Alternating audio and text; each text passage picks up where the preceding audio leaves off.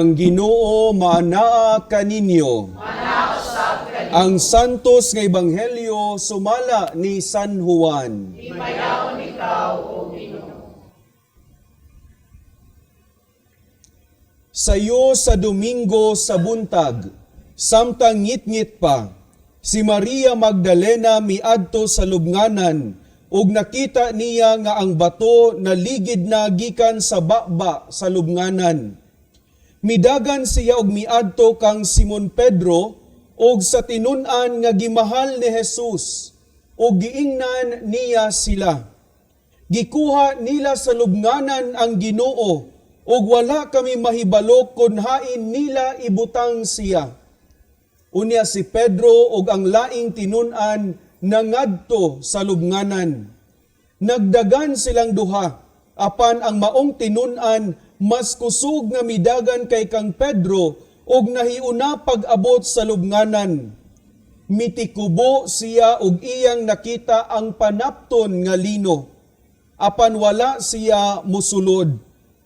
Miabot si Simon Pedro sunod kaniya og midiritso siya ngadto sa lubnganan.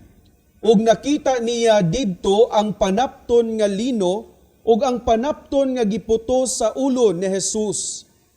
Wala kini mahitipon sa panapton nga lino, kundili gilukot o gilain pagbutang. Unya katong tinun-an nga nahiuna pag-abot sa lubnganan, misulod usab ug nakakita siya og mituo.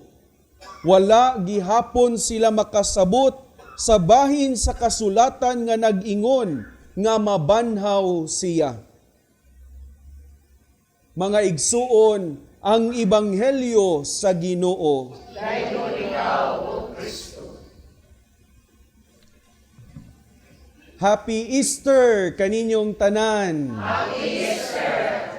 Mga igsuon, unsa may dulot niining maong pagbati sa inyong mga kasing-kasing. Aduna bay epekto ang pag-ingon nato og Happy Easter? Naabay natandog sulod kanato, aduna bay kalipay nga misulod sa atong mga kasing-kasing. Mga igsuon, makaingon kita nga kini very historical na adlaw sa pagkabanhaw. Nganuman, kay sulod sa taas kay nga panahon, sa kadaghan natong pagsaulog sa pagkabanhaw sa Dios, kini mao ang pagkabanhaw diin ang presyo sa gasolina sobra gatos. Buot pasabot mga igsuon, mao kini ang punto sa atong tawhanong panaw, diin mahal kaayo ang palaliton. Og tungod kay mahal kayo ang mga palaliton, lisod ang kinabuhi. Kay kung mumahal ang gasolina, mahal ang bugas, mahal ang manok, mahal ang isda, mahal ang karne, mahal tanan mga igsuon. Buot pasabot, taliwala sa pagsaulog nato sa pagkabanhaw sa Dios, anaa ang atong tawhanong kasinatian sa kalisdanan mga igsuon. Mao ang atong pangutana, unsa may pagbati, matag ingon nato og Happy Easter. Unsa man ang atong gibati karon niining atong pagsaulog sa pagkabanhaw sa Dios. Mga igsuon, atong hinumduman nga kining pagsaulog sa pagkabanhaw sa atong Ginoo will always tell us one important thing, ug mao kini: God has the last say. Ang Ginoo ang adunay katapusang pulong, mga igsuon. Ang Ginoo magmadaugon, ang Ginoo matinud-anon, ang Ginoo mahimong malampuson taliwala sa kangit-ngit sa atong kasinatian. Maong mga igsuon, murag nindot nga dili lang malipayong pagkabanhaw or Happy Easter ang atong greeting sa usag-usa, kundili ang atong greeting, mga igsuon, malaumon nga pagkabanhaw sa usag-usa. Dili lamang kalipay, kay kung malipay ta karon mura og dili subay sa panahon tungod sa kalisod sa atong kahimtang. Apan kung dili man kita makabati og kalipay, at least mutubo ang paglaom sulod kanato. Maong malaumon nga pagkabanhaw kaninyong tanan.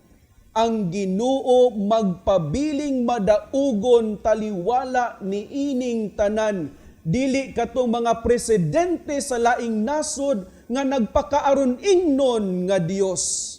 Dili katong mga gamhanan sa atong katilingban nga walay pagpakabana sa atong kahimtang. Ang Ginoo matinud-anon ug magmadaugon, mga igsuon.